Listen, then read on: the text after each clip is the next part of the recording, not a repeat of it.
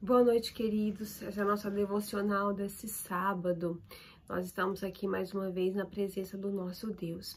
E hoje eu quero que você me acompanhe na leitura de alguns versículos do livro de Apocalipse. Apocalipse 4, versículos de 2 a 7. Diz assim a palavra do Senhor. Imediatamente eu me achei em espírito, e eis armado no céu um trono, e no trono alguém sentado. E esse que se acha sentado é semelhante no aspecto à pedra de jaspe e de sardônio, e ao redor do trono há um arco-íris semelhante no aspecto à esmeralda. Ao redor do trono há também 24 tronos, e assentados neles 24 anciãos, vestidos de branco, em cujas cabeças estão coroas de ouro.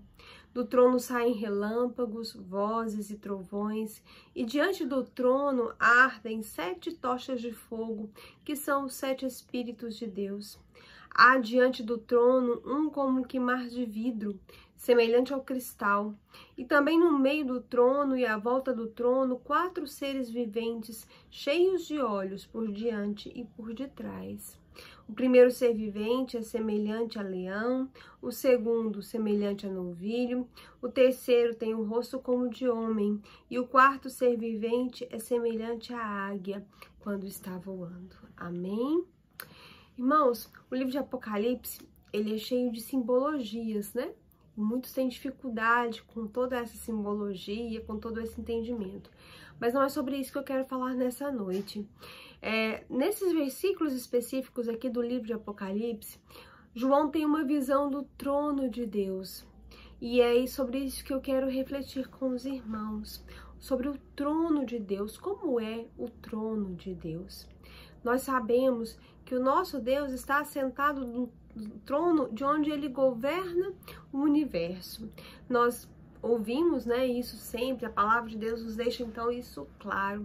Deus está assentado no seu trono de glória. Nós cantamos isso, né? Te entronizamos, nós cantamos de diversas formas a glória do trono de Deus. E aqui João tem exatamente essa visão, a visão do trono. E é engraçado que ele usa comparações, né? Sempre que nos remetem a pensar em beleza, em glória, em fulgor, em resplendor, em luz. Ele fala de pedras preciosas, ele fala de um arco-íris, ele fala de um mar de vidro, ele fala de tochas de fogo. Isso tudo para despertar a nossa atenção para a grandeza, para a majestade do trono aonde Deus está então assentado. Porque é fato que ele está entronizado e que ele está governando o universo e que ele está governando o nosso destino. No meio das nossas provas, das nossas tribulações, nós precisamos fixar os nossos olhos no Rei dos Reis, no Senhor dos Senhores, porque somente quando nós olhamos para o Senhor Deus é que nós tiramos os olhos de todas as coisas, das tribulações.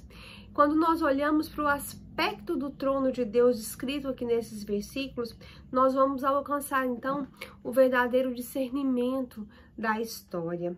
O trono, ele é um lugar de honra, ele é um lugar de autoridade, de julgamento. Ele é um símbolo da soberania inabalável do nosso Deus. Ele é o verdadeiro centro do universo, ele está no céu. O trono do Senhor está no céu. E o trono do Senhor tem algumas características, né? Que a palavra de Deus nos descreve ao longo de muitos versículos, de muitos textos. Nós já dissemos aqui que ele é um lugar de honra, de autoridade e de julgamento. E as características desse trono de Deus são as seguintes. Primeiro, o trono de Deus é um trono de graça e é um trono de misericórdia. Quando João, então, vê aquele arco-íris, ele entende que aquele momento ali em que ele está diante do trono de Deus é um momento em que as tribulações, as coisas ruins passaram. A gente sempre diz que depois da tempestade vem o arco-íris, porque foi assim que Deus fez. O arco-íris é um símbolo da aliança de Deus com os homens ali depois do dilúvio, quando Deus então prometeu que ele não mais destruiria o mundo com água, e ele selou com Noé uma nova aliança de fidelidade, de obediência, dizendo a Noé que ele precisava dali em diante então obedecer os estatutos, os caminhos do Senhor. E isso veio depois de um grande dilúvio, de uma grande tempestade que dizimou e matou todos os seres viventes. Então, quando João vê aquele arco-íris ali diante do trono de Deus, no trono de Deus, ele então entende que naquele momento, no momento em que nós estivermos ali diante do trono de Deus, todas as tribulações, todas as coisas ruins, toda a tempestade da nossa vida já vai ter passado, porque o trono de Deus é um trono de graça e de misericórdia. Para os filhos de Deus, né, a tempestade já passou, porque Cristo já deu a si mesmo para nos resgatar do dilúvio do juízo. Agora, o sol da justiça brilha em nós, é por isso que existe um arco-íris lá no trono de Deus. A palavra de Deus nos diz que nós devemos nos achegar confiadamente diante do trono da graça, para que possamos alcançar misericórdia em tempo oportuno. O trono da graça de Deus é um trono de graça, um trono de misericórdia. O trono de Deus é de graça e de misericórdia. É por isso que nós podemos nos ajoelhar diante do Senhor, e devemos fazer isso porque devemos prestar reverência àquele que está sentado no trono, e nos ajoelhar diante do Senhor e dizer: Senhor, eu sei que o Senhor, o seu trono é um trono de graça, e eu estou aqui confiadamente de que o Senhor vai dispensar então misericórdia em meu favor. Então, primeira característica do trono de Deus é que ele é um trono de graça e de misericórdia. Em segundo lugar, o trono de Deus é um trono de juízo. Os relâmpagos, as vozes, os trovões que João descreve aqui nesse capítulo são evidências do juízo e da ira. Aqueles que recusam a misericórdia de Deus, eles vão ter que suportar o juízo. Quem não foi purificado pelo sangue de Cristo vai ter que suportar o fogo do juízo divino. Hoje, a gente vê que os homens escarnecem de Deus, eles zombam da palavra do Senhor, dizem que o Senhor Deus está errado, que a sua palavra não é verdadeira, mas Deus está no trono. Ele é o rei, ele é soberano sobre todas as coisas, e ao contrário da primeira vinda de Cristo, quando ele veio em graça, quando ele vier pela segunda vez, o seu trono então será um trono de juízo. O trono de Deus tem manifestado juízo contra os homens ímpios. A gente viu isso no dilúvio, a gente viu isso quando Deus destrói Sodoma e Gomorra, a gente viu isso quando Deus se levantou contra o Egito, a gente viu isso quando Deus se levantou contra a Babilônia, e quando Deus então trouxe juízo sobre a própria Jerusalém. E nós temos visto isso nos nossos dias, nesse momento em que nós passamos, que o trono de Deus tem trazido juízo sobre os homens ímpios, porque o trono de Deus ele não é passivo. Deus é o juiz de toda a terra, o Senhor Jesus é o juiz de toda a terra, e ele vai fazer justiça. Ninguém vai escapar, mas o importante é que a justiça de Deus, a justiça a justiça de Deus, ela, para nós que somos filhos de Deus, ela já aconteceu, porque nós fomos justificados pelo sacrifício de Cristo. Quando nós comparecermos diante do trono de Deus, nós não vamos ser então julgados pelos nossos méritos ou pela nossa própria justiça, mas nós seremos então conduzidos à glória eterna de Cristo pelos méritos de Cristo Jesus, pelos méritos da salvação que ele alcançou na cruz. Agora, para os homens ímpios, não. Os homens ímpios vão comparecer diante do Senhor, e eles então não terão sido justificados por Cristo, e apresentarão a Deus as suas próprias justiças.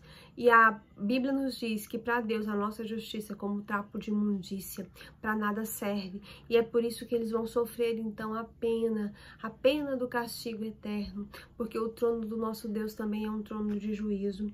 E nós também, como cristãos, irmãos, devemos lembrar que o juízo de Deus não vai acontecer somente no último dia, no dia que ele voltar. Deus já estabelece juízo sobre a humanidade, sobre o mundo, né? Ele já traz os castigos que o homem, então, precisa, porque essa é a forma dele de mostrar ao homem que ele é rei, que ele é senhor, que ele é soberano, que ele está, então, assentado no trono.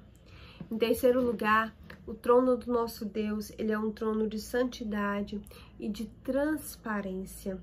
O mar de vidro que João viu ali na frente do trono, ele se contrasta com o mar do pecado, com a poluição, com a sujeira da iniquidade. O profeta Isaías diz isso lá no seu capítulo 57, no versículo 20.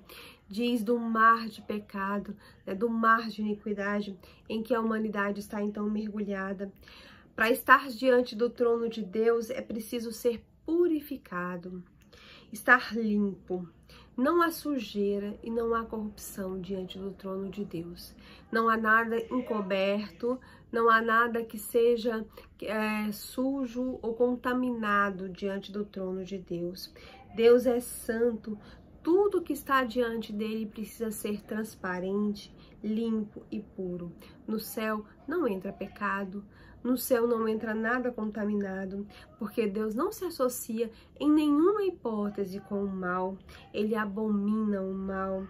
Embora ele ame a todos, ele não ama a tudo, ele odeia o pecado. E é por isso que a Bíblia diz que aqueles que estão em pecado, que os filhos da desobediência, estão debaixo da ira de Deus, porque Deus se ira contra o pecado, Deus abomina o pecado, e o pecado não estará diante do trono de Deus. Se você não tiver sido purificado pelo sangue do Cordeiro, justificado pelo sacrifício de Cristo na cruz, você vai comparecer diante do trono de Deus e vai ser então condenado à morte eterna, porque diante do trono de Deus só estarão salvos aqueles que foram agraciados com o sacrifício de Cristo, aqueles que aceitaram o sacrifício de Cristo na cruz do Calvário, aqueles que entenderam o quanto são pecadores, aqueles que sabem que a sua própria justiça não podem conduzir a lugar algum, e aqueles então que se declararam culpados diante de Deus e disseram: Senhor, eu sei que eu não sou nada, que eu não passo de um pecador, mas eu aceito que o Senhor tenha pagado a minha dívida na cruz do Calvário com o sangue do Cordeiro. Eu aceito o sacrifício de Cristo e eu quero, a partir desse instante, que a minha vida seja usada para glorificar, para exaltar o nome desse Jesus, desse Senhor que deu a sua vida por mim e que me concedeu redenção, justificação, salvação e vida eterna.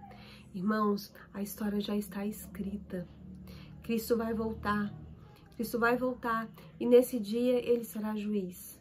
Ele estará sentado no seu trono que é cheio de graça e de misericórdia, mas que nesse dia será um trono de julgamento. E tudo que estiver diante dele terá que ser limpo e transparente. Pense sobre isso. Pense sobre a decisão que você precisa tomar diante de Deus. Você não sabe quando isso vai acontecer, mas um dia isso vai acontecer e nós precisamos estar preparados. Amém? Vamos orar nesse instante.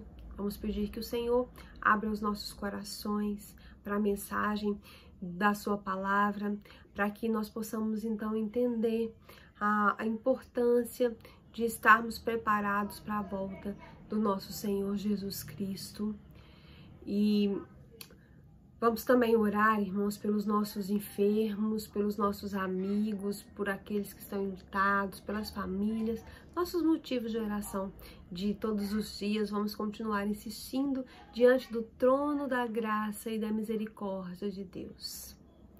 Vamos orar nesse instante, vamos clamar a misericórdia e a graça do Senhor. Senhor Deus e Pai, eu te louvo, ó Deus. Eu te exalto e eu glorifico o teu nome, porque o Senhor é um Deus de graça, de misericórdia e de amor. Senhor, eu te exalto porque o sacrifício do teu Filho Jesus na cruz do Calvário nos deu vida eterna, nos deu a redenção, nos justificou diante do Pai, e agora nós podemos buscar ao Senhor, nós podemos nos achegar confiadamente diante do teu trono da graça, para que possamos então alcançar misericórdia no tempo certo, no tempo oportuno. Ó Deus, nesse instante eu te peço, tem misericórdia do nosso mundo. Senhor Jesus, tem misericórdia das pessoas que estão enfermas, tem misericórdia daquelas que estão lutando contra o Covid, nas suas casas, nos hospitais, UTIs, enfermarias. Ó Deus, quantas pessoas ali carecendo da tua graça. Visita, ó Deus, a cada um. Visita cada um com a tua misericórdia, ó Deus, restaura. Ó Deus, todos aqueles que receberam um diagnóstico de positivo, como a família do Leon, ó Deus, que o Senhor esteja abençoando, ó Deus, que o Senhor esteja guardando e protegendo. Abençoa cada um e restaura a saúde, como o Senhor já fez com muitos dos nossos irmãos, com a família da irmã Kellen, do irmão Rodrigo. Senhor, nós te louvamos por isso, porque o Senhor tem sido fiel e bom em todo o tempo. Abençoa aqueles que enfrentam outras enfermidades. Abençoa os irmãos da nossa igreja que são idosos. Muito obrigado, ó Deus, porque o Senhor tem permitido já que muitos sejam vacinados. Ó Deus, muito obrigado porque o Senhor tem nos mostrado a sua misericórdia, a sua fidelidade. Ó Deus, nós te pedimos, ó Deus, pelo irmão Feliciano, te pedimos pela Regina, te pedimos pela Lindaura, te pedimos pela Ana Luísa. Ó Deus, nós te pedimos por todos os enfermos. Ó Deus, o Silvio, abençoa cada um, Senhor, tem misericórdia. Toca nessas vidas, ó Deus, restaurando a sua saúde física, a sua saúde emocional, sua saúde espiritual. Ó Deus, também te pedimos nesse instante pelas famílias, aquelas que estão precisando de trabalho, que estão precisando que o Senhor abra portas de emprego, tem misericórdia. E, ó Deus, abençoa aquelas famílias que estão precisando da unção do teu Espírito Santo para salvação. Ó Deus, daquelas pessoas que ainda não te conhecem. Abençoa a irmã Maria de Fátima, suas filhas, seu neto, seu genro, seu irmão, a família do irmão Tim, a família da irmã Helenita, os esposos das nossas irmãs, nossas crianças, nossos adolescentes. Ó Deus, converte o coração dessas pessoas ao Senhor. Muda o rumo dessas histórias, porque um dia todos nós estaremos diante do Senhor e precisamos ser achados limpos e irrepreensíveis. Ó Deus, nós te louvamos, nós te exaltamos e nós glorificamos o teu nome, porque o Senhor é um Deus de amor, o Senhor é sempre presente. Ó Deus, o Senhor é um Deus que ouve as nossas orações e que perdoa os nossos pecados. Nós oramos nesse instante confiados de que o Senhor está nos ajudando e nos ouvindo e fazendo aquilo que é melhor para nós. Muito obrigada por tudo, no nome de Jesus. Amém. Amém. Que o Senhor te abençoe, que Ele abençoe a sua vida e a vida da sua família. Amanhã é domingo, nós estaremos no nossa EBD 10 horas, transmitida pelo YouTube e pelo Facebook. E à noite, nosso culto, 19 horas. Participe conosco, venha louvar a Deus em alegria nesses momentos de dificuldade, mas em que nós temos sentido a presença do nosso Deus. Em nome de Jesus, que você seja guardado, protegido, amparado pelo Senhor. Amém.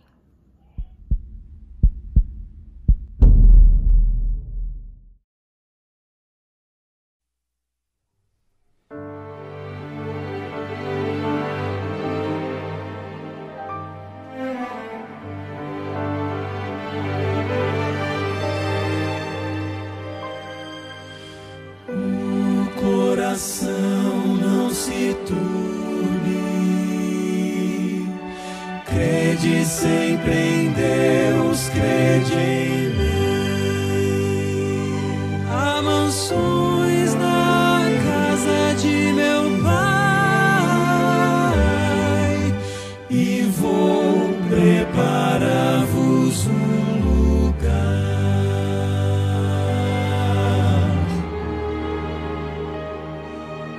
As palavras de Jesus ainda ecoam no universo e dentro do meu coração. Foram ditas pelo Mestre há tanto tempo, mas são tão incrivelmente atuais. Quando vejo as notícias, vejo o mundo quase a ponto de se desintegrar. Eu me lembro da promessa tão preciosa de que Cristo muito em breve vai voltar. Mas enquanto Ele não vem, sigo esperando. Sigo esperando. Enquanto Ele não vem, sigo com fé. Levanto os meus olhos para o alto. Meu coração me diz, Ele está vindo. E vivo os meus dias pensando, pode ser hoje. Talvez um dia ou dois depois de amanhã. O que importa saber é que Ele volta e vem pra recolher os que já são seus.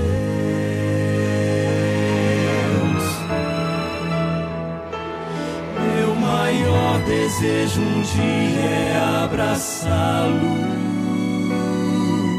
e lançar-me aos seus pés em gratidão, contemplá-lo face a face como os anjos e tocar as mãos feridas lá na cruz. Quando penso que este dia está chegando, quando o mal já não mais existirá, eu me animo e renovo as minhas forças, na certeza de que o céu será meu lar. Mas enquanto Ele não vem, sigo esperando. Enquanto Ele não vem, sigo com fé.